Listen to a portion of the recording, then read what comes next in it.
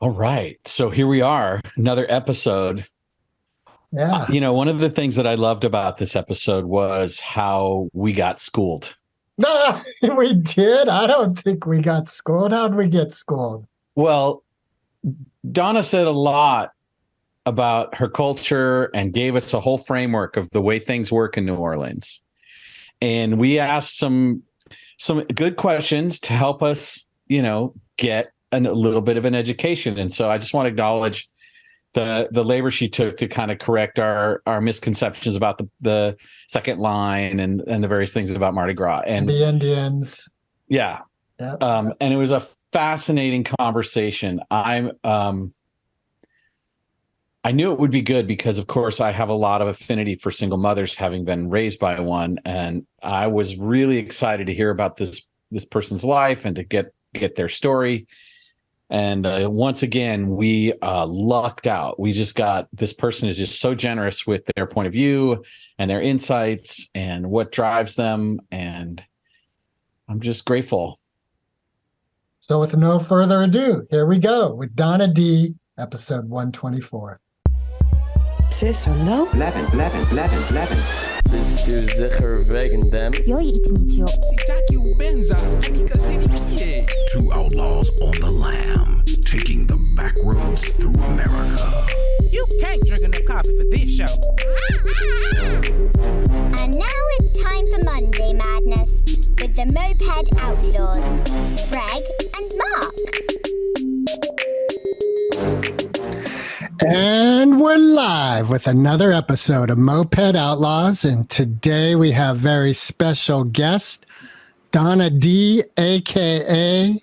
the Urban Mommy. Hello, everybody. Welcome, Donna. Great to have you here.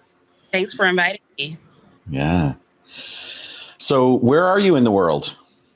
So I'm in New Orleans right now. Yes. There you are. I'm in New Orleans. We're about to have some bad weather. Well, we have a cool front coming, so I'm guessing like 80, 81. Wow. Oh, I cannot live like that. I know, right? Crazy. And may I ask, like, just briefly looking at your stuff, are you a single mother? No. Okay. I was, but I've been maybe about 2 years. I've been actually not single. That's very nice. Congratulations on that. For a while, but I was a single mother for the most part. For most of my raising my kids, I was a single mother. So that's why I have a lot of experience in being a single mother and still working. But within the last 2 years, I've been married. So it's difficult. So that is another story all in its own, just being a single mother, trying to raise kids. You have to be very careful because you do want to have a life. You do want to date, but you can't just date anyone. Even if you want to just go on casual dates, you have to be very careful. You can't bring everyone around your kids. I have a daughter. I mean, I have sons too, but I have a daughter, so I had to be very cognizant of what I was doing because she is watching. Yes. And this gentleman whom you're now married to, do your children look to him for father elements in their life? Yes, for the most part, they do because he's been around for so long. So my daughter is now 10. She was probably about 4 or 5 when she met him. So she's been knowing him for a long time. And she does, she'll probably say, that's my stepdad. So she's very into it. My son is older. He looks at him as well in his life. So, we lost you for a second there. That's okay. How does your son look at your current husband? Repeat that. Oh, sorry. Yes. He looks at him like a stepfather because his father is more heavily involved in his life. So he does have that father figure that's already there. So he does look at my husband like, just a stepfather. And I was frightened at one point because it's kind of hard when you have teen boys and then you bring in a man into the relationship. So I was kind of scared how that will work, but it's pretty good. It's pretty good. And did you and your first husband retain a friendship and a co-parenting relationship together?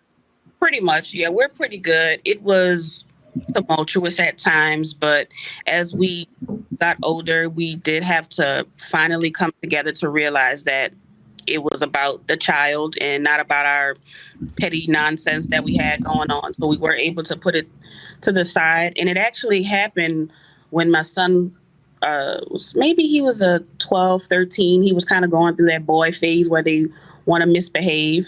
And I needed him. So I needed him to step in more. And I had to step down because as a single mother, and I called myself at that point a single mother because I had him the most of the time, and I was doing most of the rearing for him, and I had to discipline him. But my form of discipline was not working. He needed a man that was going to be stern, and his father, had to step up. His father is military, so it wasn't that he wasn't there because he didn't want to be there. He was there. He wasn't there because he was working. So, that's when you, as a kid growing up, it doesn't really matter if they're not there because they don't want to be or if they're not there because they're working. All the kid sees is that they're not there. Yeah. I'm curious about your view on how important what you said, stern was the word you used, but there's an aspect of the male rearing that feels like it's really important to an adolescent boy. And how do you see that framework? Like, do you see it as like a thing that is super hard for single moms or impossible for single moms? Well, I think that single moms, that kind of became a thing around the 80s and the 90s. And I was growing up at that time and I saw a lot of it. It was necessary. So it was never that it was impossible, because it was something that so many people were doing each day, raising kids, raising boys to be men.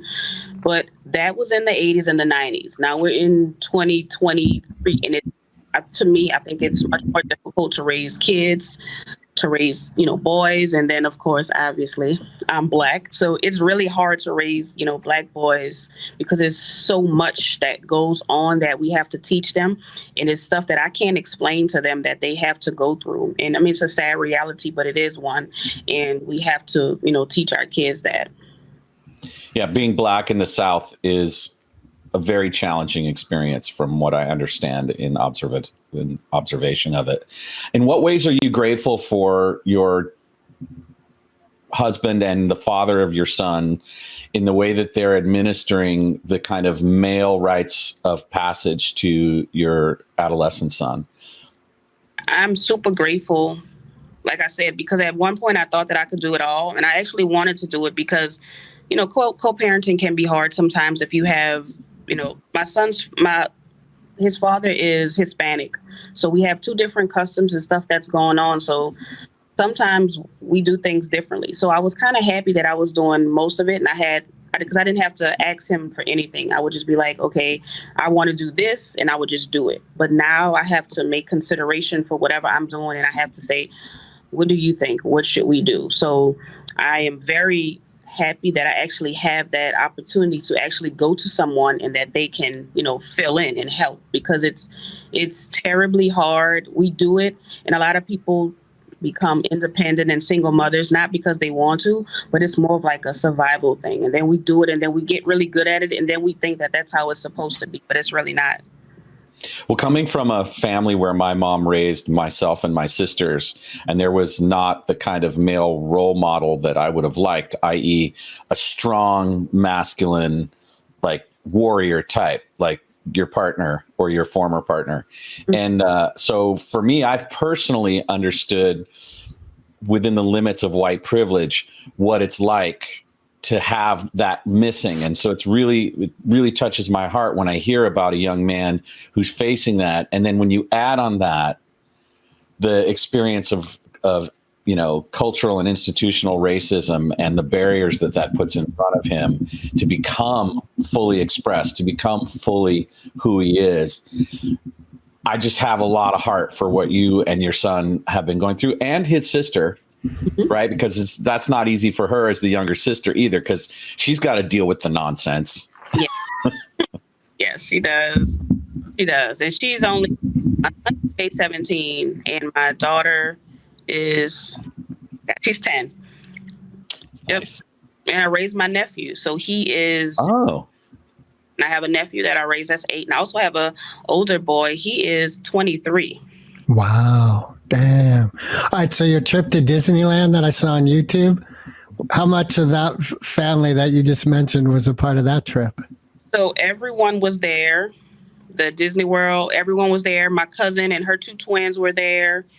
And my brother was there. So it was a nice trip. It was, in fact, I want to go back. I love Disney World. That's a place to visit. So I'm glad you mentioned that. All right. So because I saw in one of your posts, you were talking a little bit about cultural appropriation. And again, I glanced, but looking at the second line scene of New Orleans. Yeah. And as Mark can attest, this is for me a topic like that. I believe 90% of the conversation about cultural appropriation is inappropriate. Mm-hmm. I have to ask you what that means, Greg. Like, what do you mean? That's a little confusing. That 90% of it's inappropriate? Yeah. All right. For an example, my children, one of our favorite books when they were growing up was this Brer Rabbit Chronicles. And this professor put it together and we loved it. It's thick and we loved it. And the Song of the South and that ride, the Brer Rabbit ride, has a lot of heart for me personally. And I personally, I think there's an element to creativity, and that ultimately we are all vying to be a part of the human race. And therefore, our cultures are one. If we're to be one, we're one. And the piece that I'm learning about is when a friend, they have like the Western days in elementary school, and her young son, who's Hispanic, told like, yeah, you should put on a mustache. And, like he's told this by the adults of the school. That I get like, okay, now I'm understanding cultural appropriation as a putting down of a people. But I think, like, for instance, the second line thing, isn't that like very strongly a Native American culture? You're talking about, okay, so you're probably talking about the Indians, not the second lines. Okay, yes, the Indians. So it's 2 different things. So the second line, okay, they went to dance with the music. And then the Indian culture, so there's some history to it. So, I mean, we're all American. So for the most part, most of us are all mixed up. If we all run DNA, we will have all kinds of different, we come from everywhere. So the Indian culture in New Orleans, there's like a story behind it. And some of them say that they are honoring the Indians because some of them would help them like with slavery. So that is some of the story behind it. Some of them are just paying homage to the Indians that helped them, like when they were trying to run away and different things like that. So that's what that is about. So that's why they dress up like Indians. But some of those guys are actually Indians. So some of those guys actually have Indian in them. So I think when it comes to cultural appropriation, I think it depends on your intent. So some people may do something to make fun of another culture. Now, if you're doing that, then, I'm against it. But I'm not against someone doing another culture. But back to the Indians, like some of those guys literally have Indian blood in them. For instance, my son, even though he's, Black and he's Hispanic, when we did his DNA test, he had enough Indian inside of his DNA that he could, if he wanted to, get a free scholarship. I believe it was in Arizona or something. So we are all mixed up. We have, DNA from all over. So we don't know just by looking at someone, what they are. I would like to offer an opinion with respect. And this is the opinion I'm offering. When oppressed people gather together and share their mutual cultural experience of being oppressed, that's different than when advantaged cultures privileged cultures take on oppressed cultures' historical legacies and wear them as if they're entitled to wear them. And I think that's the distinction I would like to make. And so, adding into Greg's question, what is it about the use of the line in New Orleans that you were writing about in your blog post? What was the story in the blog post? What is it you were calling in? Which one we're talking about? The second line? Yeah. Yeah. So are you a dancer in the second line? Me, no. No. I don't dance. But No. you love it. My kids, I don't know how to dance. I don't second line, but I do like it. I love the culture. So like I said, it's history behind a lot of that stuff. So we look at it and it looks fun and it's great to look at, but there's literally a history behind it. So one of the oldest second line groups in New Orleans is called YMO, Young Men Olympian. So what they used to do when people would die, like when Black people would die, they would have enough money to bury them. They would raise money for them. And then the second line came from the funeral. So they would, parade. So that's where that really came from. So it's deeper than what most people see. It's not just dancing. It's literally they call it a social and pleasure club. So they have fun, but there's a benevolent club as well. So they do good. But, most of us, we just see the fun. But there's a reason that we do the things that we do.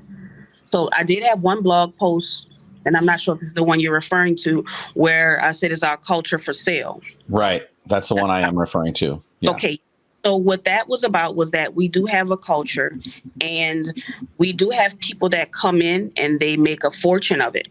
So that's more what I was talking about. So they're going to come in with a museum and they're going to come in and do this. But how is it bettering the culture? It's benefiting privileged classes and not the culture that they're actually featuring.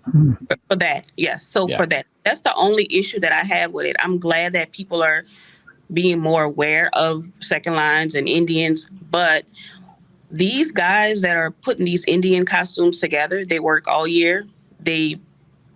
And those suits are expensive. And as time goes on, they get more and more expensive. So wouldn't it be nice if we had a museum that they were able to benefit from and actually make money to make these costumes? So that's what my blog post is about. And it's about, is our culture for sale? So I 100% enjoy people being involved in the culture. I'm glad that they see it. I mean, I have the Urbanola blog, so my videos are seen all over the world. They love it. And I like that they love that. But it's just that we want to make sure that the people, the actual culture bearers, are actually benefiting from the money that's being made on their backs. So what is the story with the museum? I don't know anything about it. Well, that's what the blog was about. But basically they're making a museum and it's going to be all about New Orleans culture. I forgot what it was called. Something about the dead. They were doing like our cemeteries and stuff like that. And it's big. We have a huge culture, and it's just like it becomes commercialized at some point. So it's a very thin line when you're celebrating culture. When you're celebrating culture, you want to keep it cultural, but you don't want to turn it into a Disney World. So what are your thoughts about Mardi Gras? Like for me here in California, my thought of Mardi Gras is it's a place for 20-year-olds to go and get hammered and get beads and all the things they do to get beads. And see, that's the problem with our unique culture. So when Mardi Gras first started, it was actually for the Catholics. So, Catholics go into Lent. So Mardi Gras Day, they would basically go out, get hammered, and do all those things you just mentioned. And then the next day they would repent and be good for however many days it is for Lent. And then Easter would come. So that's how it really started. But then Mardi Gras just kept going and it just got bigger and bigger. And now it's more about beads, but it's not about what it's supposed to be about. It's really supposed to be about, indulging and then telling God, I'm sorry for indulging yesterday. Let me be good for so many days. Thank you for taking the time to give our audience and us this background information. It's really helpful for us all as we learn how to manage the changing cultures that we live in. And the main thing about the blog post that people need to know was that it was, I think, triggered by the presence of a group called Irish Zulu, which was basically a people of Irish origin who were adopting the Zulu name, that's the kind of cultural misappropriation that I think we're really talking about. Because when you look at the photo in your blog post, they're kind of dressed as clowns, and then they're adding the Zulu name to it. And that can make wounds in people. They don't necessarily intend to make those wounds. Right. They're trying to celebrate, but it's the unconscious awareness or lack of awareness of your impact that is so important as we consider this thing. And there's an amazing Irish cultural history that could be celebrated instead. Like bring that some to the party. Show the world who your ancestors were. Right? That's amazing. Like that would definitely fit in with the idea, I think, of Mardi Gras and this whole concept, in my personal opinion. We have a huge Irish culture here, and when March comes, we have a ball. So March is full of Irish and Italian heritage. There's parades, there's everything. And, a lot of Black people go to the parades. They wear green. They say, "Kiss me, I'm Irish." So they do that. So back to your point, it's all about intent. So I'm personally, I don't think it's a problem with going and celebrating Cinco de Mayo or celebrating St. Patrick's Day. I don't think it's a problem with celebrating because, like you said, Greg, we're all human. So we're all with the human race. So I don't think there's a problem with me celebrating St. Patrick. So the Indians have a night called St. Joseph Night, which is St. Joseph is Italian. He is, Catholic. There's nothing wrong with celebrating other people. It's just that first of all, you want to at least understand what you're celebrating. We have people out there drinking and smoking and having a ball, but they have no idea who St. Patrick is or what he stands for.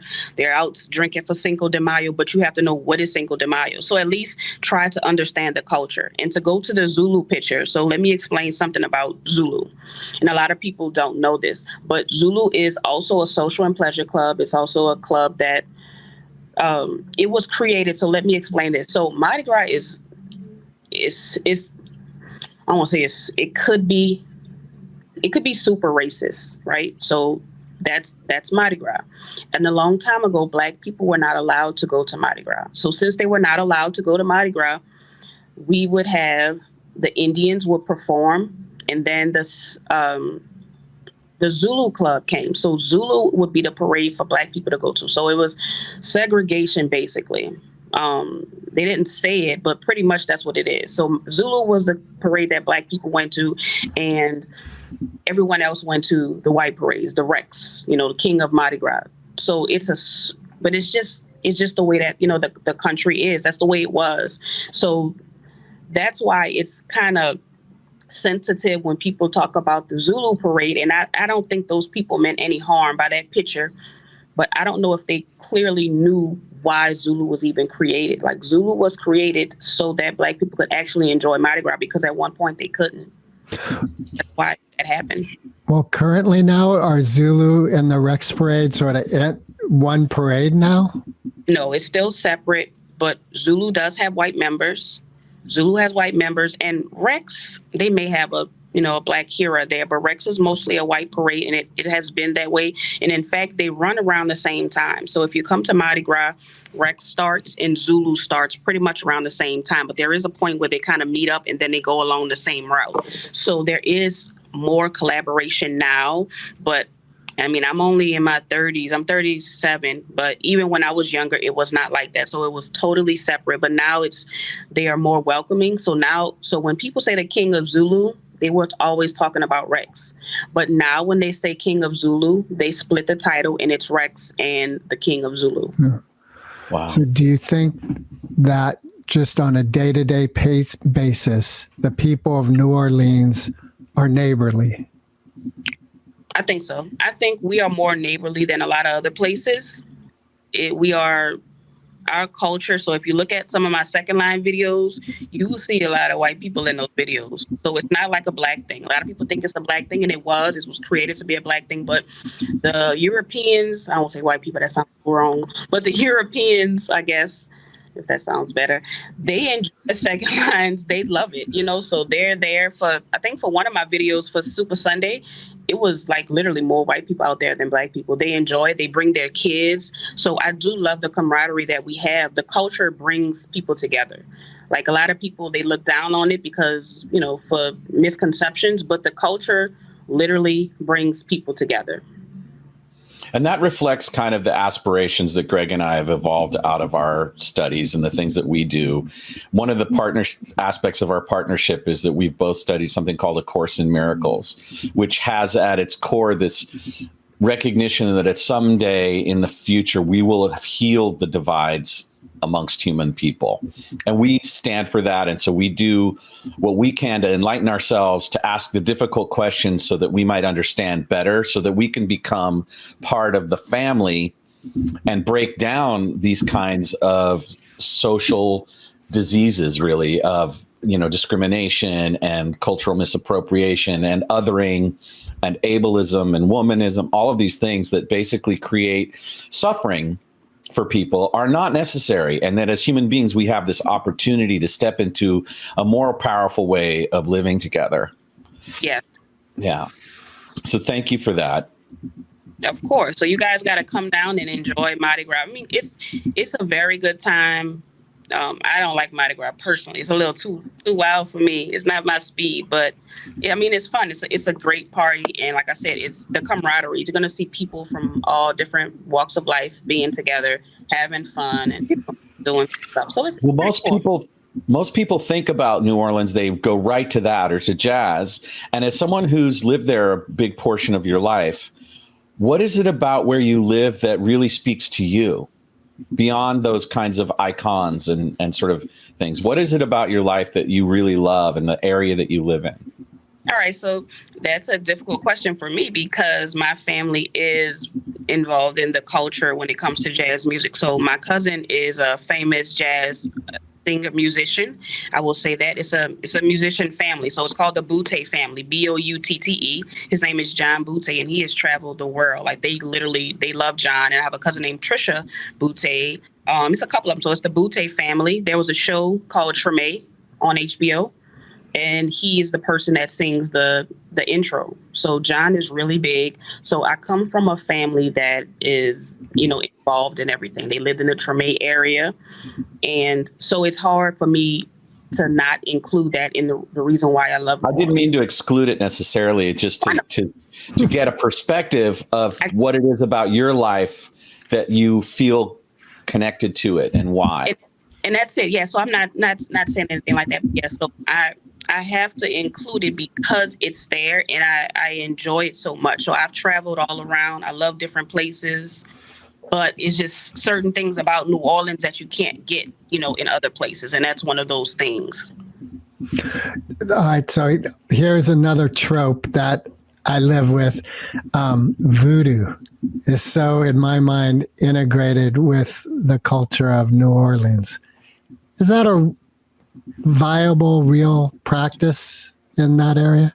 It actually is. So when I was growing up, I did not think, we always heard of voodoo, but I didn't think that people actually practice it. But it is as I became older and I started paying attention more, there are people that are really heavy into voodoo and hoodoo and everything else, and they burn candles. So that is very real. I'm not sure how well you can see, but I have an evil eye chain on. So we really do believe in it. So yes, I don't do voodoo. I'm Catholic. I don't do voodoo, but voodoo has a lot of Catholicism in it. Marie Laveau, she was Catholic as well. So she had Catholicism, but she still did what she had to do when it came to doing her candle work and doing her spells. Now, I don't practice it, but I actually do believe that it's real. We have a story here in New Orleans, which is it's crazy. There was a candle shop, right?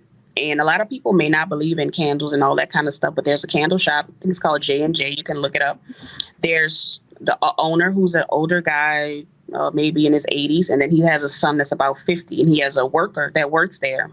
So at one point, they all worked there, son, father, co-worker, right? They all died within a month of each other. Totally separate. Like it was crazy. And the store has closed. This happened in 2019, I believe. The store closed after the last person died, and the wife refuses to go in there and even open it up because she thinks that it's something. I mean, it's strange, but like it's a strange coincidence. Like 3 people died, 3 totally different ages, father, son, coworker, and they all died. So it's kind of scary.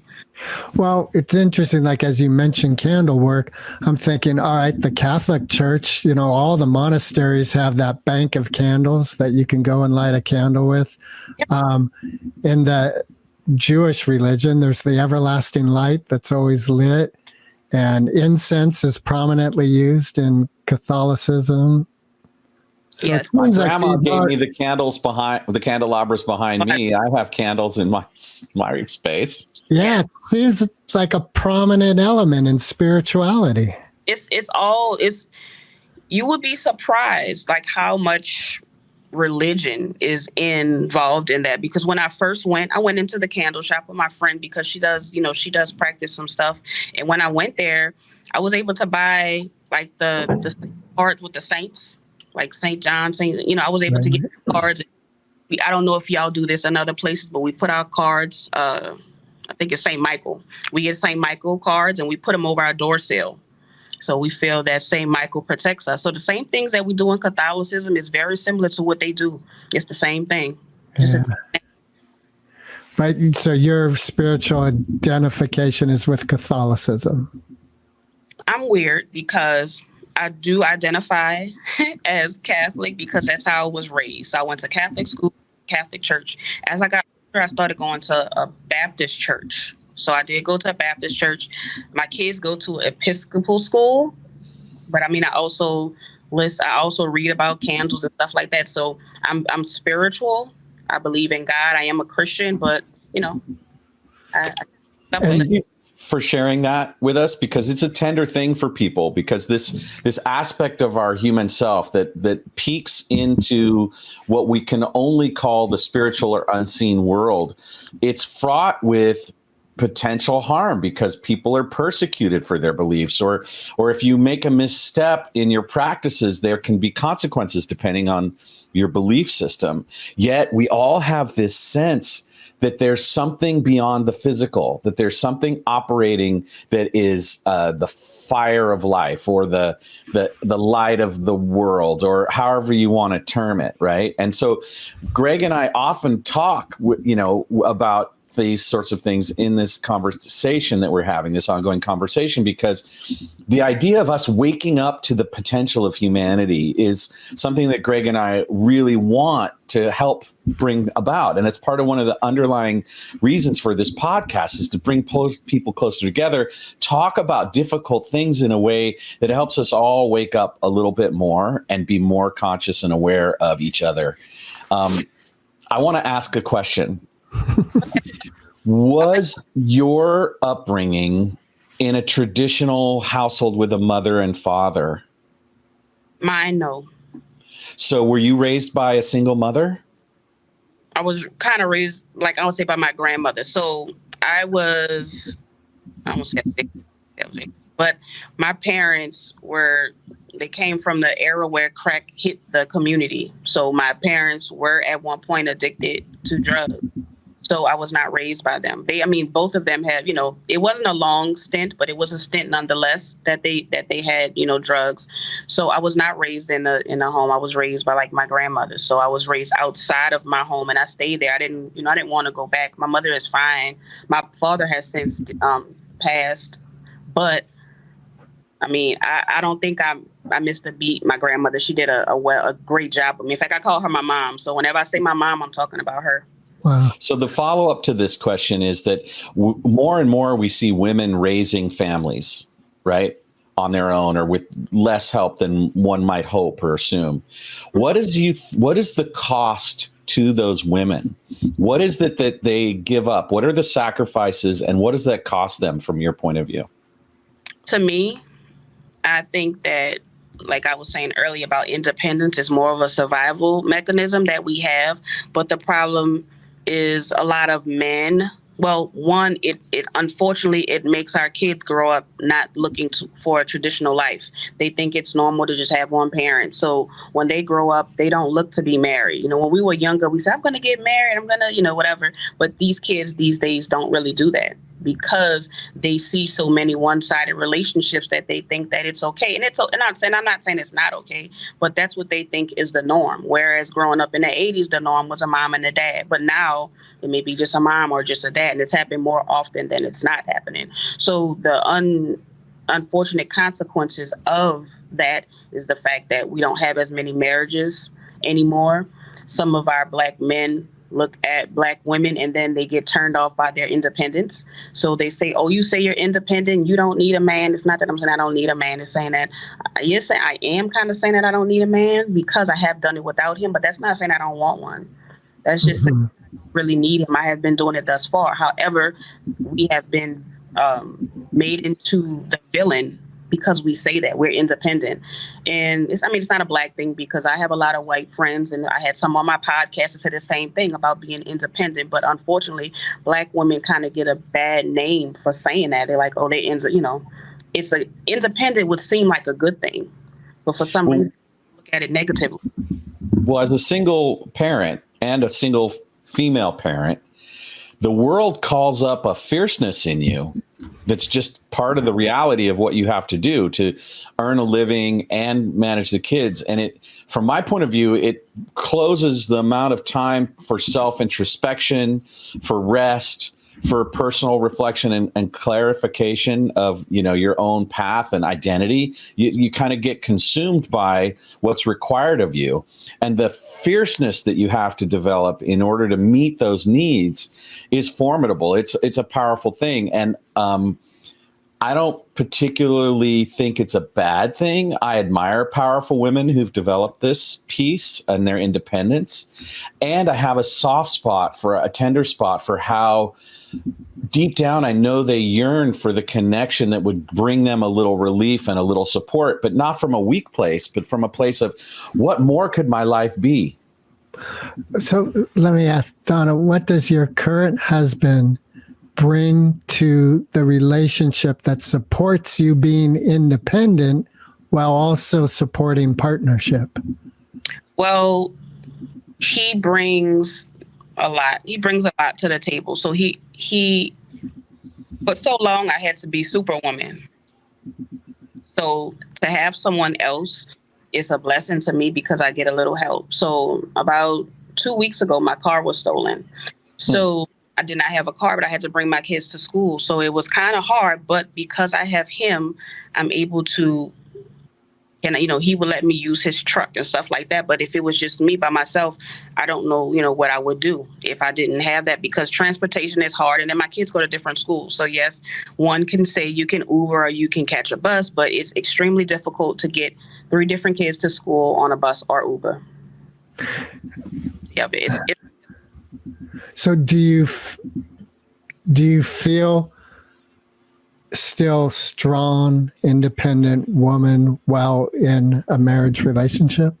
Yes, I do, because I'm still her. I'm still that he comes from sisters, so he is used to women bossing him around. So I just fell into place. So he's pretty good. He does a really good job with supporting us and being there for me. But I kind of, I won't say I run the show, but I do. Happy wife, happy life. All right. Figure that out. How did you find your way into being an author?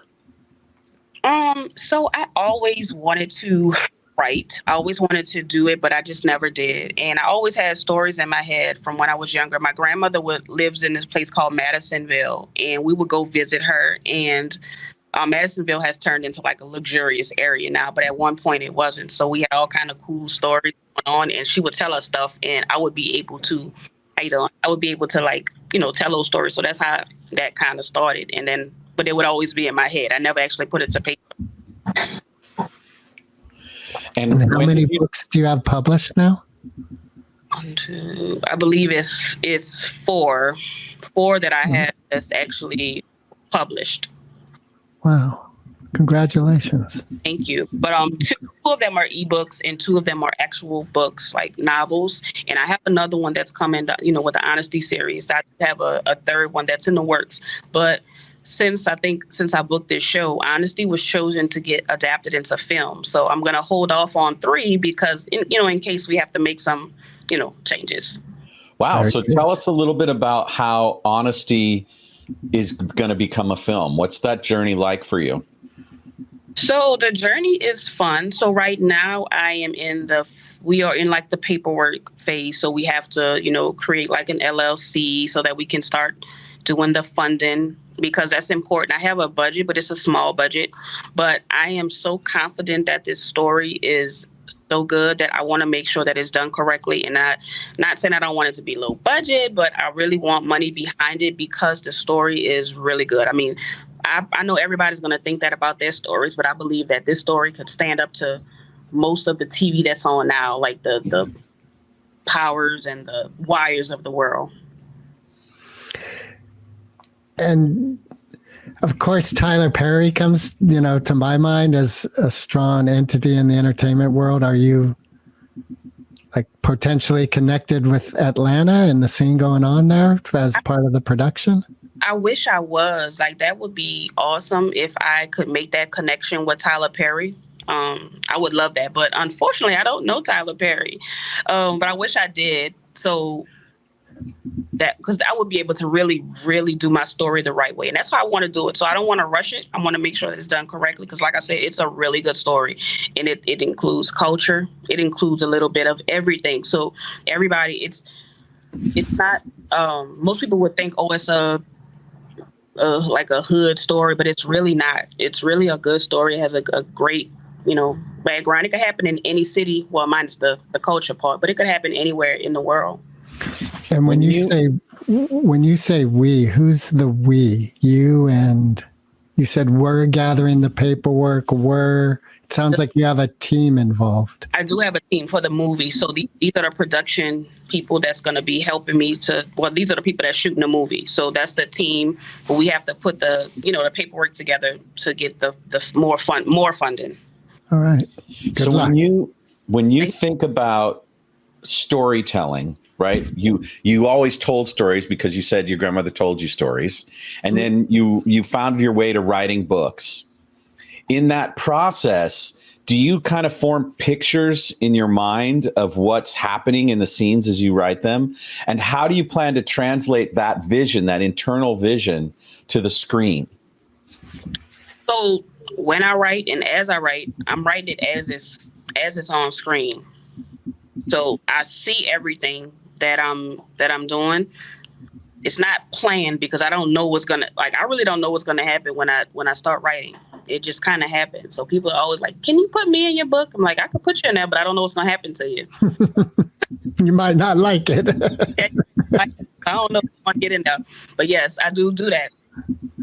And that's pretty much it. So the TV was easy. So once they came to me and they approached me about turning it into a movie, I was like, okay, that's easy. Let's do it. It's already, so like my characters in the book, I didn't really describe them how they look, because if it was going to go into a film, I wanted to make sure it would be an easy process to cast someone. So it sounds like you had the film or TV in mind from the beginning as you started writing. I did. So my favorite show is The Wire. So as I was writing that, I was always thinking about The Wire. So it's big on character development because I love how The Wire, David Simon does a really, really good job with characters. So I wanted to make sure that, because I don't know if you guys watch The Wire, but we watching The Wire and we actually rooting for some of the bad guys. But that's because David Simon did such a good job making you understand those bad characters, and they weren't really bad. Right. We're all humans. Yep. Right. Trying to make it through this together and do the best with what we have according to the moral convictions and vision that we inherit partially, but generate from our own lives. Yep. Yeah. All right. This might get my foot crammed way down my throat with this direction. Uh-oh. But I noticed one of your recent podcast episodes was about the sensual life and sexuality. I forget the exact title, but it seemed like there was a woman. Oh no, let's see if I can find it. Anyway, so let me ask you this. So you seem, Whoops, sorry about that. If you don't, again, foot way down in my throat, you seem like a very vibrant, juicy woman. Thanks. Wow. So, how do you keep the elements of motherhood vibrant and alive, along with this juice that's in partnership and marriage with your husband? And you have a daughter who's watching you. Mm-hmm. I may seem juicy, but I am not juicy at all.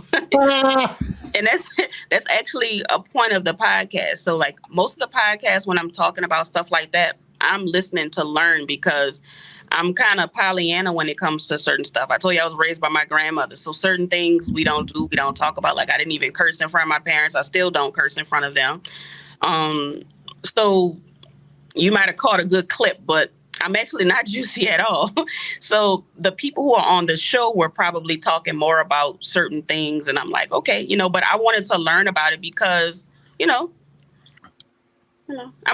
I call myself boring all the time. I think I can spice up my life a lot. It's not spiced at all, but I'm glad you thought it is because that makes me feel good. All right. What's there?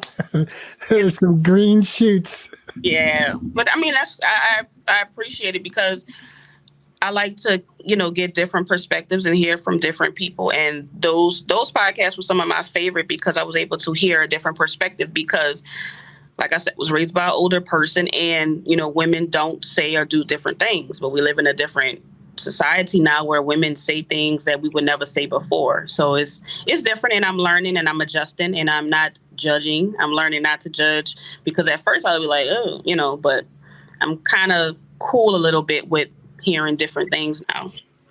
So from what you're learning, and I have 2 daughters of my own, so I ask this with them in mind as well, is there a way you can support your own daughter's sensual life while also teaching her to say no? Like I love this phrase, like no is a complete sentence. That's it, yeah. So my daughter is very strong-willed. She is 10. She is every bit of. She has an aunt, and that's her dad's sister. So she is every bit of feisty like her. So I don't think that she's gonna be somebody that can be easily walked over. I am the more emotional person that always feels sorry, and I don't want to say no. But my daughter's not like that. So she probably could teach me more than I could teach her. All right, cool. Well, thank you for that line of. What else? I know y'all got some more. I'm interested in the filmmaking aspect because I have that going on in my own life. And were you approached by them or did they find you through your book and then reach out to you? Yes. Ooh, it looks like we almost lost Greg. Yes. So it's something, basically that's how it was. So I wrote my book, I believe in 2020. That's when I started the book, 2020. And I put it out. And like I said, it was a good book. But the problem with having a good book is if nobody else hears it, then nobody knows it's a good book. So I decided to record my book. I said, I'm going to put this book on YouTube and I want to get it out because I don't want money to be a barrier to keep people from hearing this story. I want everybody to hear it. So I put it on YouTube, but I got scared. So I made it private. So something told me just go ahead and make your video public. I made my video public and started getting views out the wazoo. I mean, I was getting views and views and views and so many comments, and literally they were all positive comments. So it made me realize that people really did like this story. So, and I was hoping that it only takes one person to hear it that has that connection to take it to the next level. And that's one of the reasons why I put it to TikTok and I put it to YouTube, because I knew somebody would come out. So a friend that I know from years ago reached out to me and he was like, I've been hearing what's going on and I made a connection with some producers and we're looking for a story. And would you like to have your story made into a movie? I was like, definitely. So that's how that went. It's really hard when you don't have much networking. You have to network on your own. You have to get out there. You have to put it out there. It's just getting it to the right person. So I was fortunate enough to have somebody to hear that story that wanted to, push it. And everybody was saying this should be a movie. This should be like, that was a lot of the comments. And I already knew that's how it would be, because the story is filled with a lot of truth. So those stories most of the stories in that book is real. So go ahead.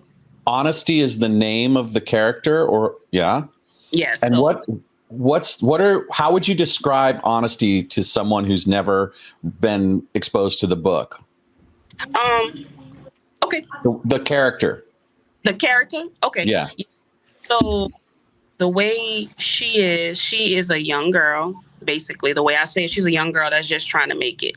And that's basically what she's doing. So just to give you a quick little synopsis, Honesty's parents, her dad was going to be like a famous NFL player. So he went to LSU, he went to college, and he had all these awards. So he was like, NFL, I'm on my way. Unfortunately, something happens and he gets injured and his career is over. So Honesty is a child young at that time. So she has to go on with life, because when she was, younger, everyone thought that they would be rich and they would have this and they would have that. So they were kind of put back down to the regular world. And her father and her mother, they did not take it well. So the mother was able to bounce back and go find another man, basically. But the father had a really, really tough time, and his tough time caused him to do some strange things, and he did that, and it completely changed the trajectory of their lives. So the rest of the book, and all of that happens like in the first 3 chapters of the book. Very short. It gets to the point, and then from there on, Honesty is trying to get back the life that she thought she was supposed to have from the beginning. And is she a reflection of the aspect of yourself that was super mom? No. Well, Honesty doesn't have kids. She's still rather young. Honesty is probably the person I wish that I could be, because Honesty is, she's fearless. She's fierce. She has everything going on. She's probably, she's not me. I wish she was, but she has a lot going on. She's very smart, but at this point, she's making some bad decisions. And she's going to be, living with those decisions that she's making. Sounds good. Wow. It does. It sounds really thrilling. Yeah. It makes me super curious as to what's happening in the book and how this is going to play out. Is it going to be a TV movie or a TV series? I would prefer it to be a series, but they want to do a movie. They want to do book 1 as one movie. They want to do 2 as a movie. I would prefer to do a series, but I don't know. They want to do a movie. And it's very short. Like I said, it's a short read. But they want to just make 1, and it's good enough to do 1. My favorite is actually 2. So 2 is the really, really good part of it, because it's the nitty gritty. When I did 1, remember, I was just trying to see how things were going to go. And I didn't know it was going to, take off like it did. So 1 is very, very short. Like, I forgot how many pages, but it's very short. 45-minute, 1 hour read, and You're done. Yep. Lots of stories. So, I'm not going to say who, but somebody in the book commits suicide. Yeah. And yeah. That is a completely true story. So most of the stuff that happened, it was that. I won't say who did it, but one of the characters does, that does happen to them. And that was really a story that happened, within my family. So actually my brother committed suicide in 2004. I have a lot of, so in the story, the person that commits suicide does have some kids. So when you hear it, you'll hear the story from their children. So you know how that impacted them. Is that how you ended up raising your nephew, I think you said? No, that wasn't. No, his kids, my brother's kids are the youngest one. They're all older. They're all old now. I think the youngest one may be like 20. Okay. Yeah, I have my sister's son. Wow. Do you understand your brother's choice? Do I understand? Not really, but I try my best to. So that's what I have in the book. So in the book, there's a person, like I said, that commits suicide, and then you will hear different versions from everybody responding to the same incident. And that's pretty much how it happens in real life. So when someone commits suicide, you think about their point of view, and then you have to think about how it affects everyone else. So some of the kids will tell their story about what happened. This one, and it's all going to be different stories, but it's one situation. But of course, we can't hear from that person because they're no longer here. So that's the same thing with my brother.